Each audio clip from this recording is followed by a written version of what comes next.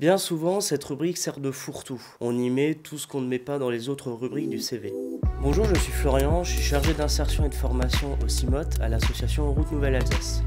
Cette rubrique, elle est aussi essentielle que les autres. Ça vous permet de commencer une discussion avec le recruteur. C'est vraiment une plus-value. Si jamais vous arrivez stressé à un entretien, ça sera peut-être l'occasion de le démarrer en parlant de vos centres d'intérêt. Ça nous permet de savoir d'autres choses sur vous, sur votre personnalité, ces fameux math skills, ce que vous faites en dehors de vos études, en dehors de vos stages. Par exemple, si vous parlez de la lecture dans votre CV, n'oubliez pas le dernier titre du livre que vous avez lu. Si vous ne l'avez pas au moment de l'entretien, ça sonne un peu faux. Vos centres d'intérêt doivent être aussi précis que possible. Par exemple, vous regardez des films ou des séries en version originale, en VO. Le recruteur va se dire, vous avez un certain niveau de langue et ça va lui plaire. Si vous indiquez que vous aimez la pâtisserie ou la cuisine, ce sera toujours plus intéressant de dire que vous êtes le maître des tartes au citron, plutôt que de juste mettre « j'aime la cuisine ».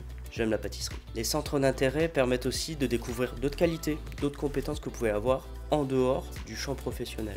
Ne mettez pas des intérêts lambda pour faire bien. Soyez le plus clair possible et le plus précis possible. Pour résumer, les centres d'intérêt, ils ont l'avantage de capter l'attention, de montrer nos qualités et de prouver certaines compétences. Encore une fois, soyez précis et sincères.